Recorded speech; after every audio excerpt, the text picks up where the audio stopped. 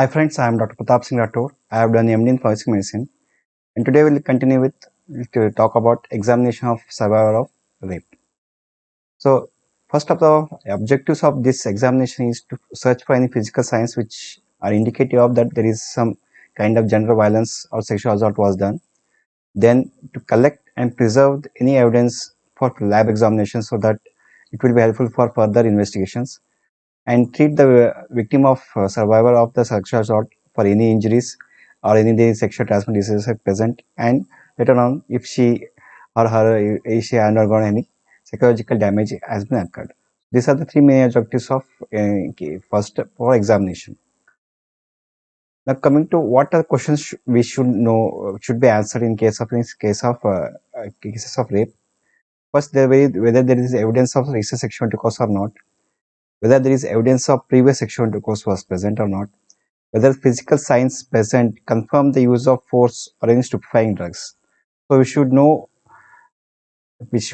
first after examination we should be able to confidently tell whether there was sexual intercourse was there or not, whether it was recent, previous, whether it was normal or it was forceful, with forceful or by use because of using of stupefying drugs. So these all things should be there. Whether any medical evidence confirms the allegations on the of the survivor towards the accused or accused on towards survivor, it has to be there.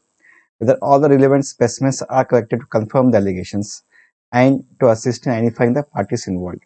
This is also important to identify the person as well as identify the accused, so that all the specimens which are collected, whether they are sufficient enough to confirm the allegations or not.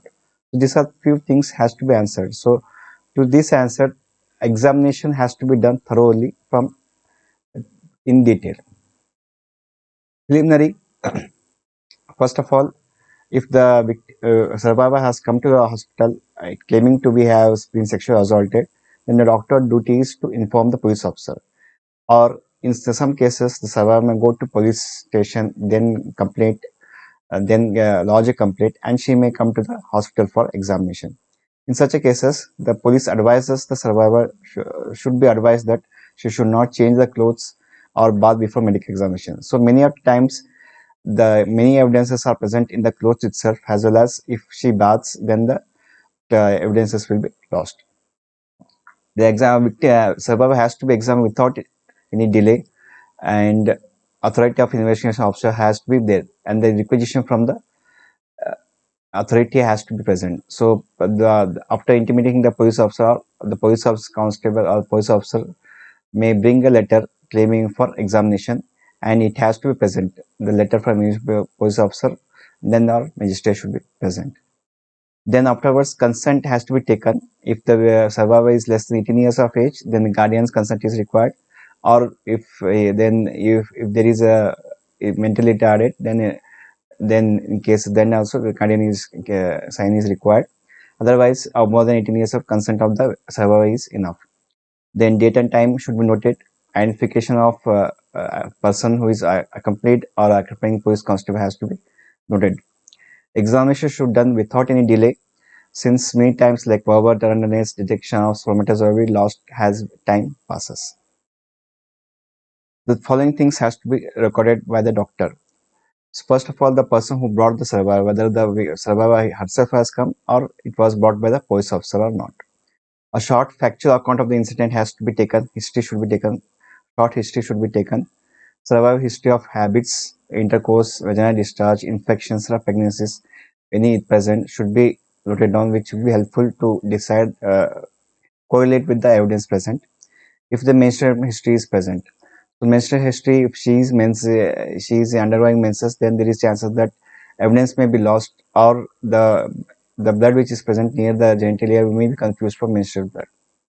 Survivor's general behavior, mental state, signs of alcohol or drug influence should be noted, since many times she may have been under the influence of certain drugs, so that signs will be noted down. If to know if she has been sometimes bath or change the clothes may be present, that has to be also noted. These are the few preliminary things which has to be noted by the doctor. Then in the brief history, following things has to be noted down. Date and time of alleged offense. So this will be helpful to to determine whether the specimens which are present will be viable or not, or if the many days has been passed, then many of the findings like injuries, contusions, injuries will be healed and it will not be appreciated. Exact position of the parties while having sexual intercourse. This is mainly to determine whether which part of the body has to be looked for collecting the samples. So this will be helpful for collection of specimens. Like if there is on which position is present, then the ejaculation where it happened, then we can look for that. And there is chances that during sexual intercourse, the person may have salivated, some may try to bite. That time, certain his saliva may be present on the body. Those things will be helpful for identifying the accused. Details of the struggle and resistance is also has to notate. This is helpful again. If she has struggled, then she may have scratched the accused, or the person who may accused may have tried to inflict certain injuries if she has struggled. So those things be helpful.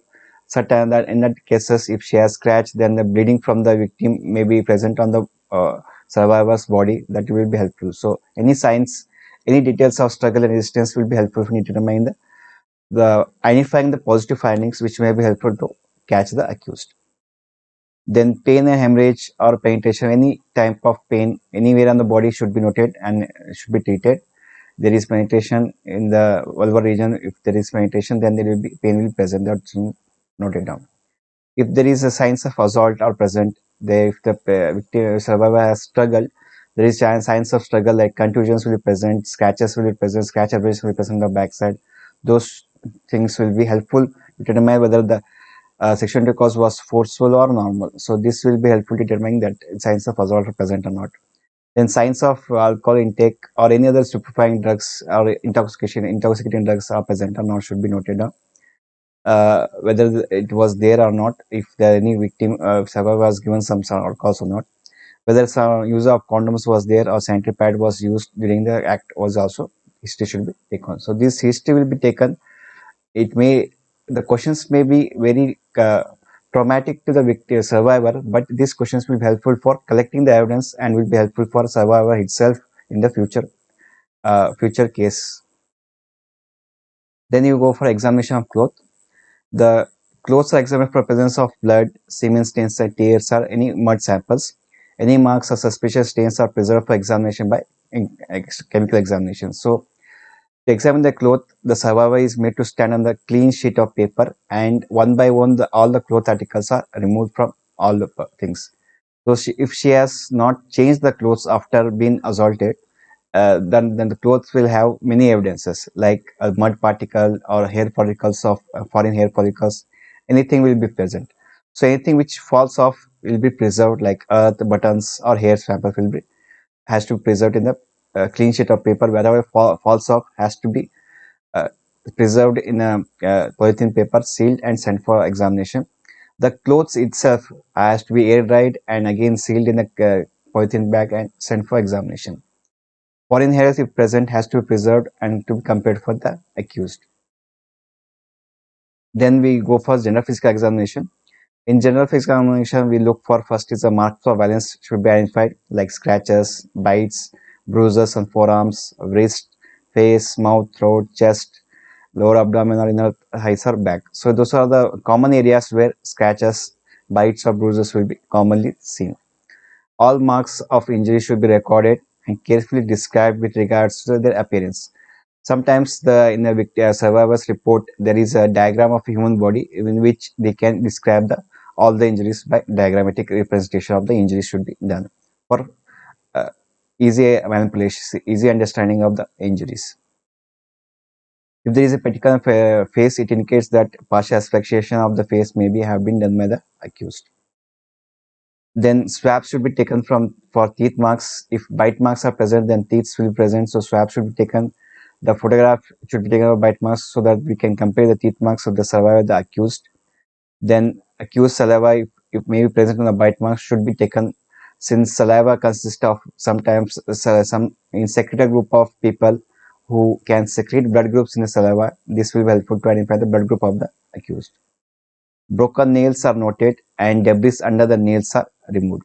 So under the nail debris, sometimes if the survivor had tried to scratch the accused, then any debris will be present in the under the nails of the epithelial cells may be present that will be helpful to identify the accused.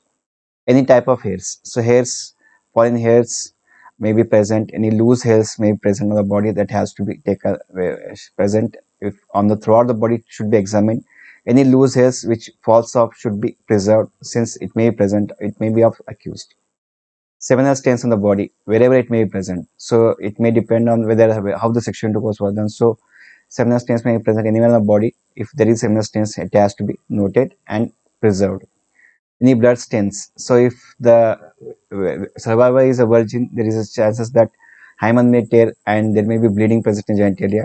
So blood may be present, or during struggle there may be some serious injuries may occur and blood stains. And if she has struggled, she may also injure the accused. So if accused is injured, then the bleeding from the accused may fall on the victim, then can be taken. Then signs of venereal disease. Sometimes the victim survivor may come after many days and there may be signs of venereal diseases or sexual transmitted diseases may be present. Those signs should be noted down. This should be compared with the accused, since accused may also have the same venereal disease that can be helpful to pinpoint the accused. Then you go for local examination, the genital examination. It has to be done preferred by any OBG specialist, obstetric gynecology specialist. If not present, then medical officer care should be done. Genital examination is done mainly for signs of bleeding, bruises, or lacerations. If any metapubic hair is present, should be cut off for examination. Then any pubic hair is combed for non-matching hairs. Non-matching hairs are root study. So just comb the pubic hair and loose hair is present, has to be preserved. If the pubic hairs are matted, it has to be cut near the root and it preserved. Any dried seminal stains on the external genitalia and thighs are scraped off by means of blunt knife for subsequent examination. Since semen usually gets dried up and skin sticky and attached to the skin, it may be scraped by the blunt part of the knife and subsequently examined.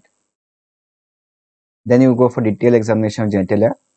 First, vulva is examined for presence of any erythema, irritation, and occasionally abrasions near the genital regions.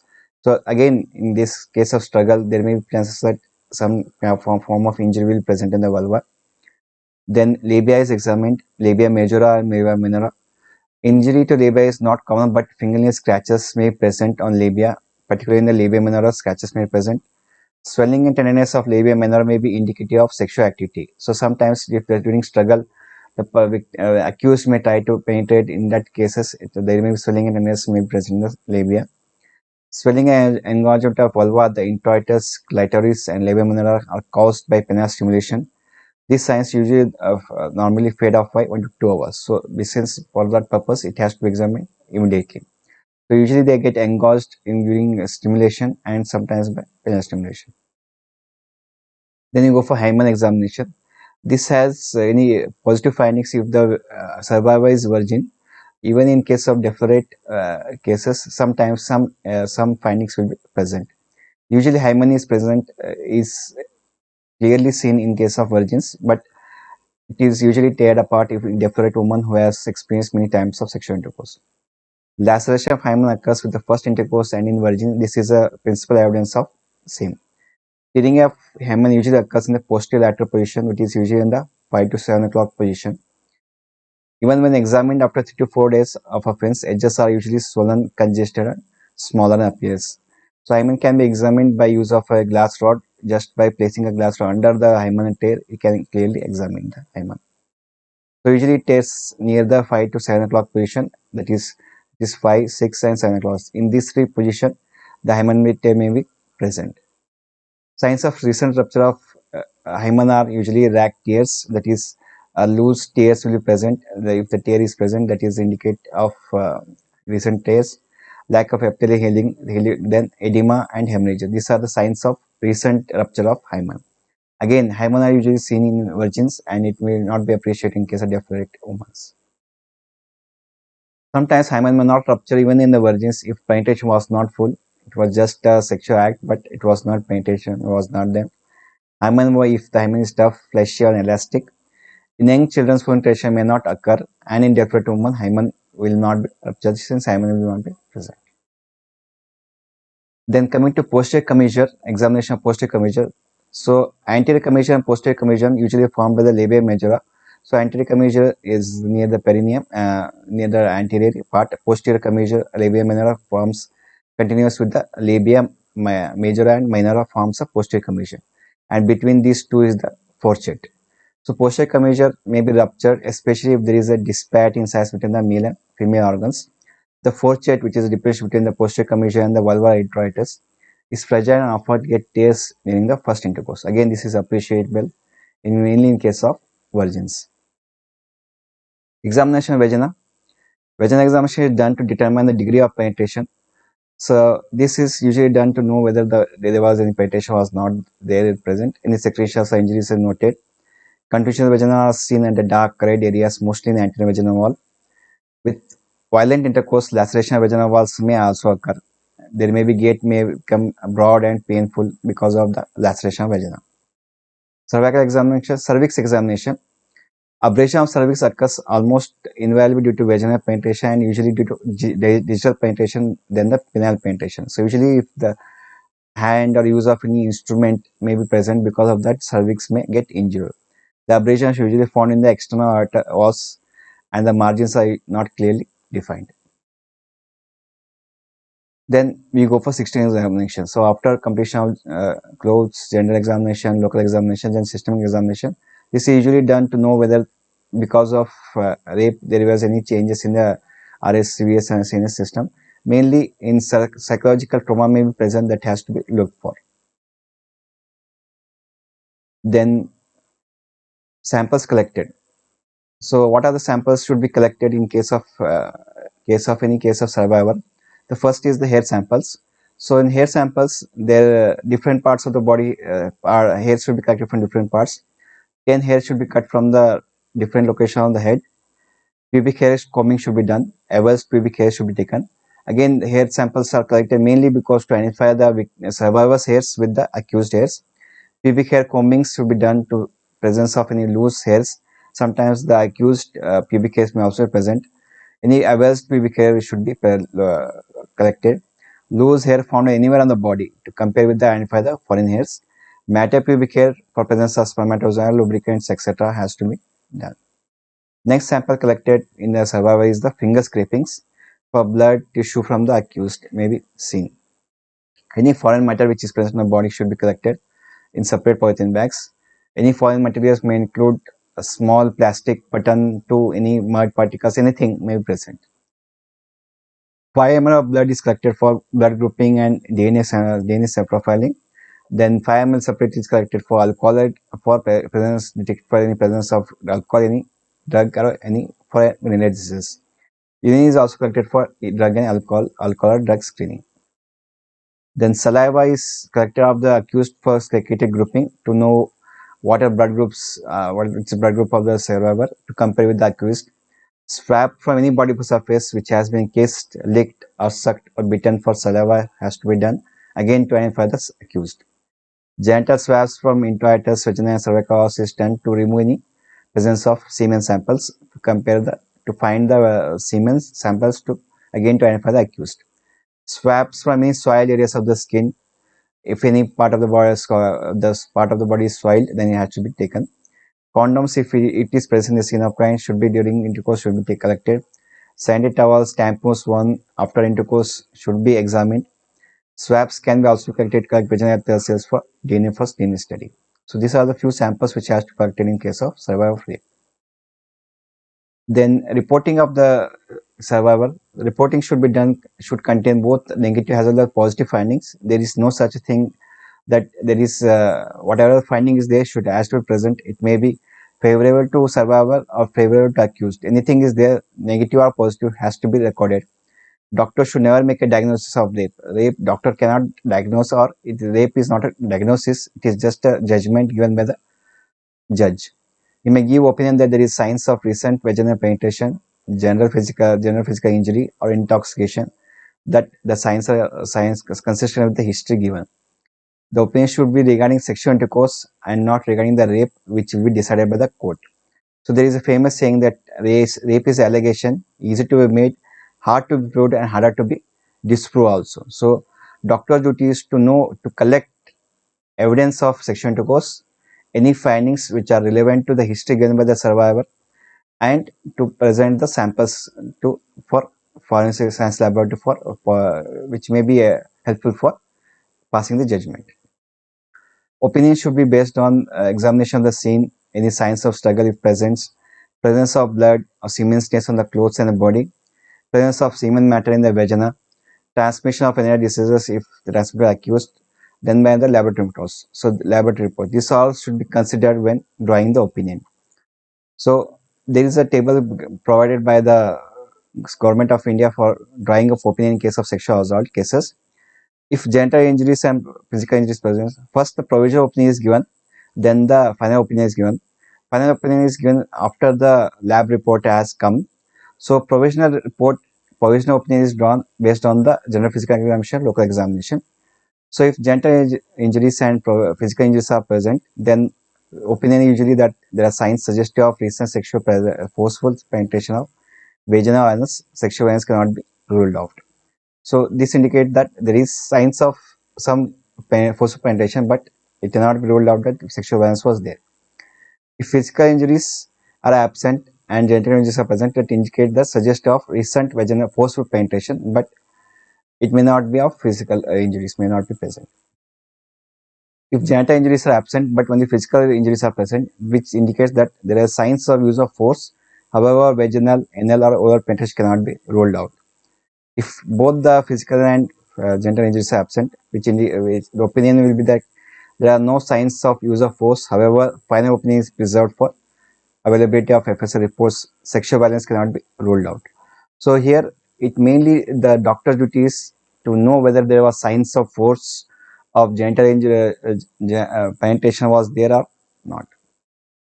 Then final opinion is done after receiving of reports of FSL, which includes that if there is genital injuries with physical injuries with positive for presence of semen, then final opinion can be given as signs suggestive of forceful vaginal intercourse.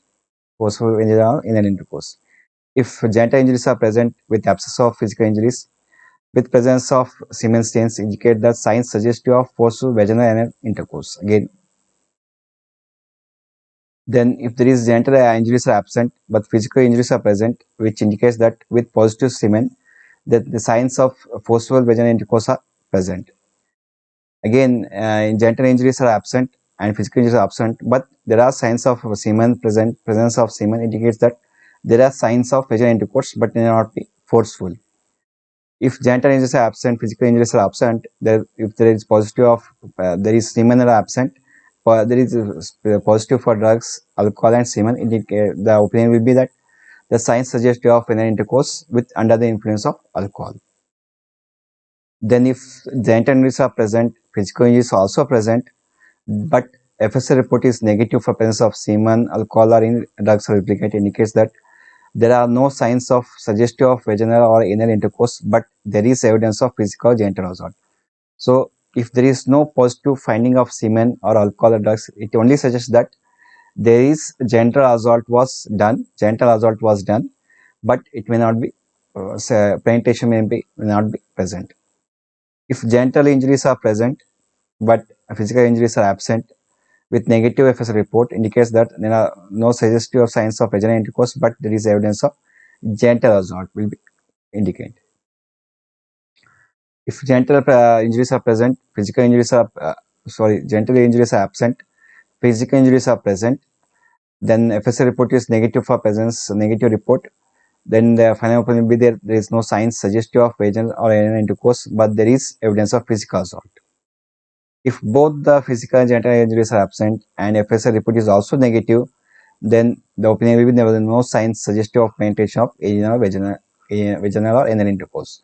So there is no injuries on the genital or physical injuries, and there is no FSA report is also negative for anything. Then the final opinion will be there is no signs of penetration of vaginal anus. If genital injuries are absent, physical injuries are also absent, and for FSA is positive for presence of lubricant. Only if there is lubricant is present, positive for lubricant, that indicates that there is possibility of vaginal anal penetration by lubricant object. That is the only opinion which can be drawn. So these are the few suggestions they given to drawing the final opinion based on the findings which are present on the survivor. Corroborative evidence, corroborative science which indicates that the survivor may have rape mainly includes the presence of semen and fluid. This is the first positive finding which indicates that there is a presence, there is a rape was there. Any vaginal discharge which includes seminal stains and signs of struggle, which the time of was not like presence of wounds, seminal material mortality in the vagina, and any signs of venereal diseases. These are all the corroborative signs of rape which is helpful to drawing the opinion. Thank you.